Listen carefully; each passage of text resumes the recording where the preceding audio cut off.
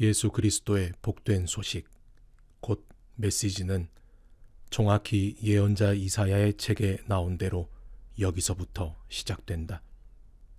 잘 보아라. 내가 네 앞에 내 설교자를 보낸다. 그가 네 길을 평탄하게 할 것이다.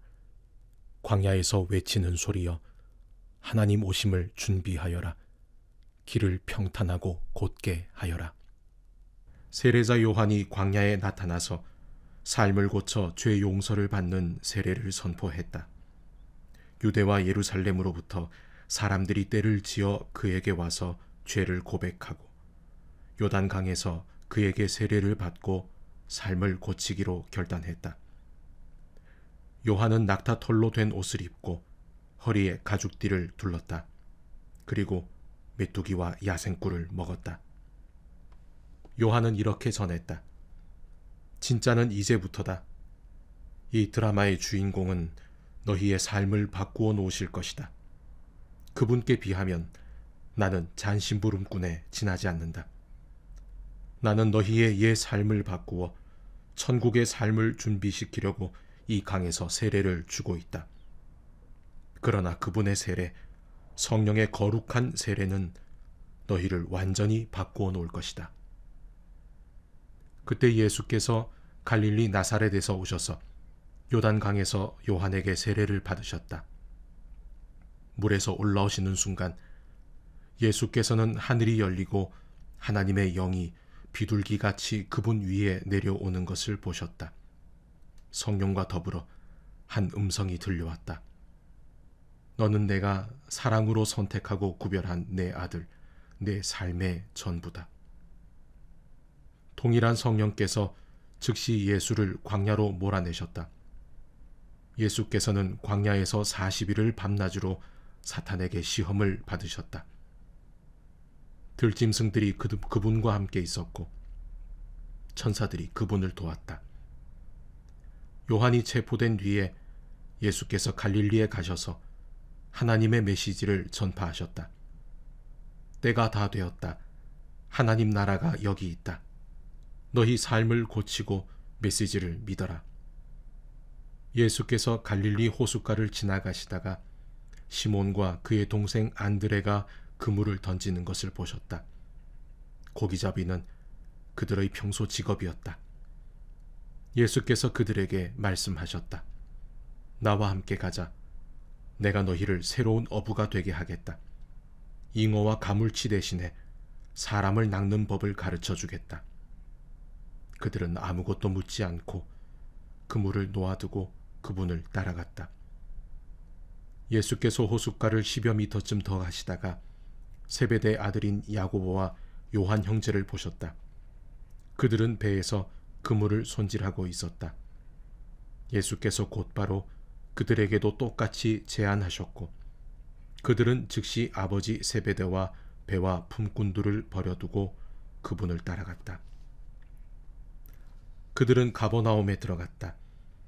안식일이 돌아오자 예수께서 지체하지 않고 회당으로 가셨다. 예수께서는 거기서 가르치며 하루를 보내셨다. 사람들은 종교학자들처럼 궤변과 인용을 늘어놓지 않는 아주 솔직하고 확신에 찬 그분의 가르침에 놀랐다. 예수께서 아직 회당에 있는데 정신이 이상한 사람이 난데없이 끼어들어 소리를 질렀다. 나사렛 사람 예수여, 무슨 일로 우리에게 왔습니까? 나는 당신이 무슨 일을 하려는지 압니다. 당신은 하나님의 거룩한 분이시며 우리를 멸하러 왔습니다. 예수께서 그의 입을 막으셨다. 조용히 하고 그에게서 나오너라. 괴롭히던 귀신이 그 사람에게 경련을 일으키고는 큰 소리로 대들면서 나갔다. 거기 있던 사람들 모두가 믿기지 않는다는 듯 신기해하며 웅성거렸다. 이게 어찌 된 일인가? 이 사람이 더러운 귀신들의 입을 막고 내쫓다니 말한 대로 이루어지는 새로운 가르침인가? 이 소식이 빠르게 퍼져서 온 갈릴리에 알려졌다. 회당에서 나온 그들은 야고보와 요한과 함께 곧바로 시몬과 안드레의 집으로 갔다. 시몬의 장모가 몸져 누워 있었는데 열이 불덩이 같았다. 그들이 예수께 알렸다. 예수께서 그녀에게 가서 손을 잡아 일으키셨다. 그러자 열이 곧 떨어졌고 그녀는 일행의 저녁을 준비했다. 그날 저녁 해가 저물자 사람들이 병자와 귀신 들려 괴로워하는 사람들을 예수께 데려와서 온 동네가 문전성시를 이루었다.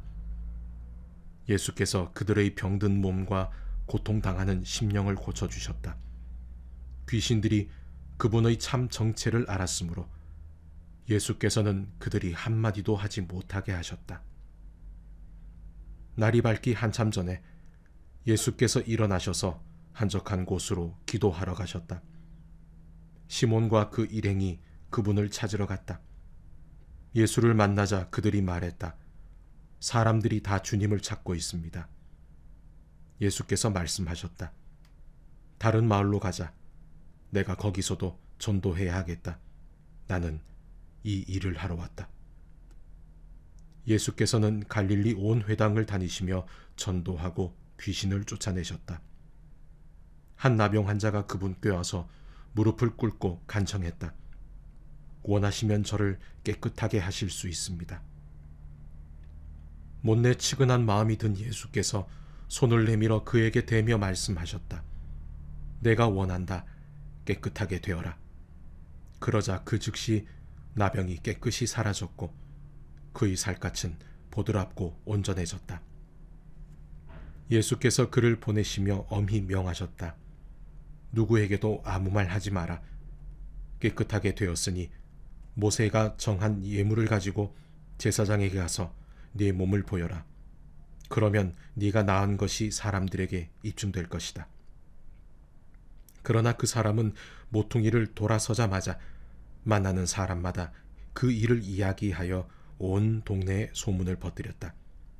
그래서 예수께서 더 이상 시내에 자유로이 드나들지 못하고 외딴 곳에 머무셨다. 그러나 사람들은 온 사방에서 그분을 찾아왔다. 며칠 후에 예수께서 가버나움에 돌아오시자 그분이 집에 계신다는 소문이 퍼졌다. 무리가 문 앞을 꽉 메워서 아무도 드나들 수 없었다. 예수께서는 말씀을 가르치고 계셨다. 사람들이 한 중풍병자를 4사람에게 들려서 예수께 데려왔다. 사람이 많아서 안으로 들어갈 수가 없자 그들은 지붕을 뜯어내고 중풍병자를 들것에 달아내렸다. 그들의 담대한 믿음에 감동하신 예수께서 중풍병자에게 말씀하셨다. 아들아, 내가 네 죄를 용서한다. 거기 앉아있던 몇몇 종교학자들이 자기들끼리 수군거리며 말했다. 저렇게 말하면 안 되지. 저것은 신성모독이다. 오직 하나님만이 죄를 용서하실 수 있다. 예수께서 그들의 생각을 곧바로 아시고 말씀하셨다. 너희는 어찌 그리 의심이 많으냐? 중풍병자에게 내가 네 죄를 용서한다고 말하는 것과 일어나 네 들것을 들고 걸어가라고 말하는 것 중에 어느 쪽이 더 쉽겠느냐? 내가 인자인 것과 내가 어느 쪽이든 행할 권한이 있다는 것을 분명히 보여주겠다. 그러고는 중풍병자를 바라보시며 이렇게 말씀하셨다. 일어나거라. 네 들것을 들고 집으로 가거라.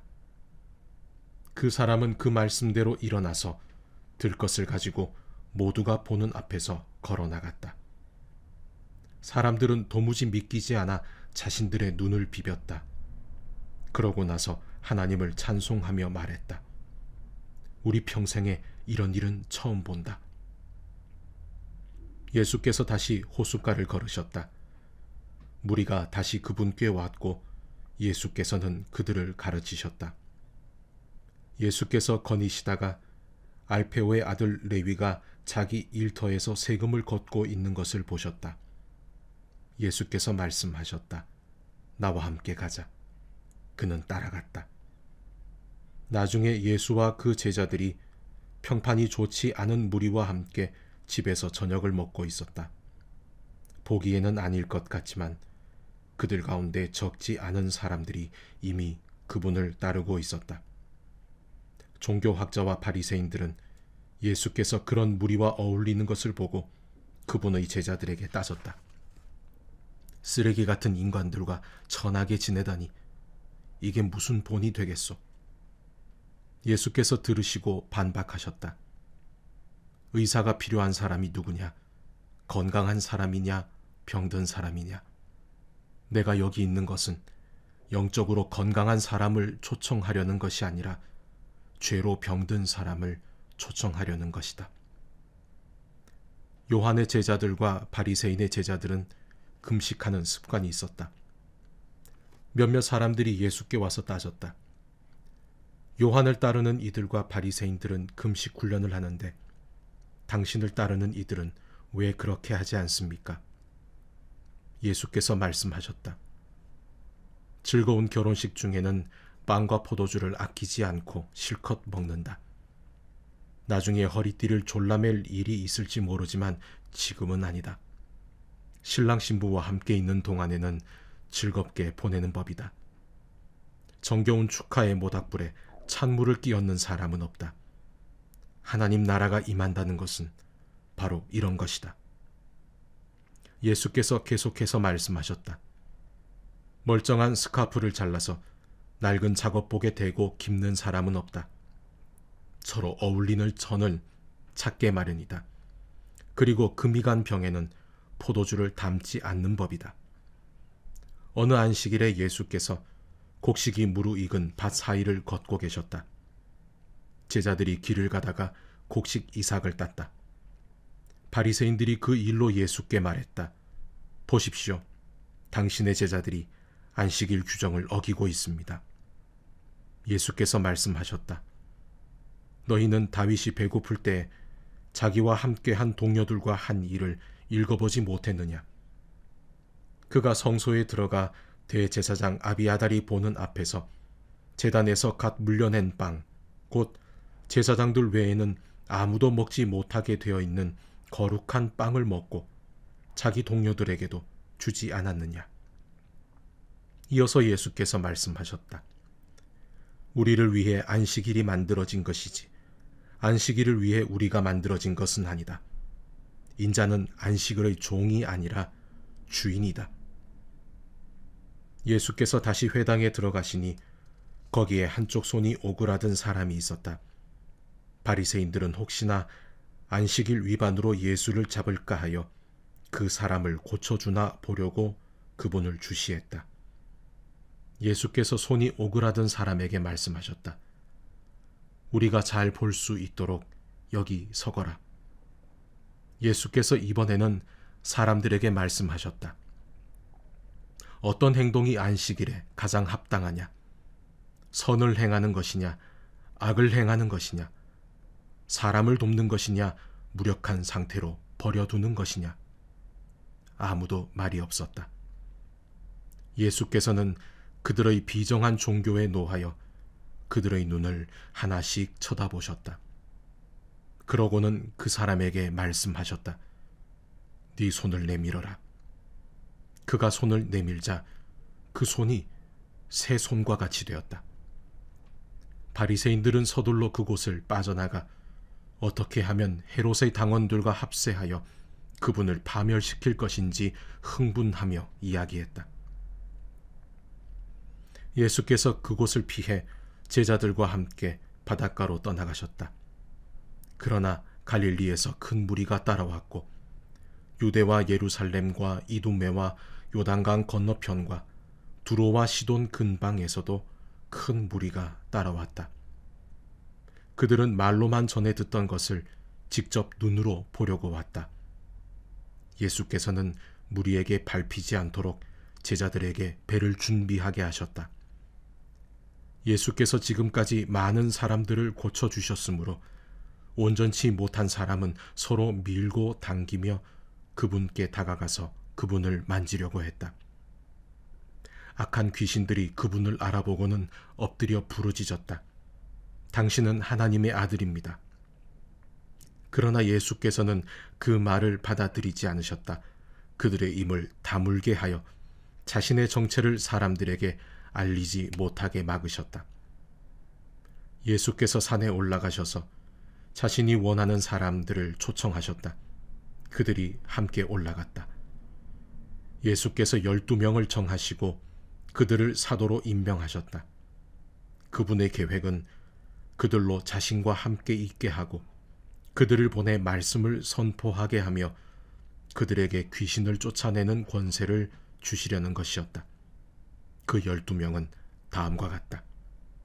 시몬, 나중에 예수께서 그에게 베드로 곧 바위라는 이름을 지어주셨다. 세베대의 아들 야고보, 야고보의 동생 요한. 예수께서 세베대의 두 아들에게는 천둥의 아들을 뜻하는 보아너게라는 별명을 붙여주셨다. 안드레, 빌립, 바돌로메, 마테, 도마, 알페오의 아들 야고보, 다데오, 가나안 사람 시몬, 가룟 유다, 그분을 배반한 자다. 예수께서 집에 오시자 여느 때처럼 무리가 모여들었다. 예수께 이것저것 해달라고 청하는 사람들이 많아서 그분은 식사할 겨를조차 없었다. 예수의 친구들이 상황을 듣고서 필요하다면 억지로라도 그분을 구해내려고 왔다.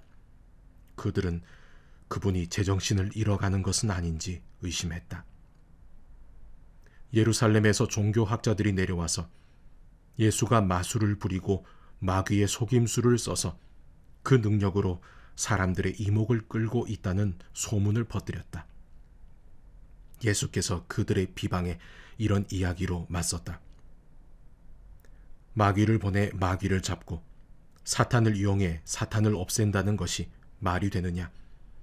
늘 싸움질하는 가정은 무너지게 마련이다. 사탄이 사탄과 싸우고 있으면 사탄은 이내 남아나지 못할 것이다.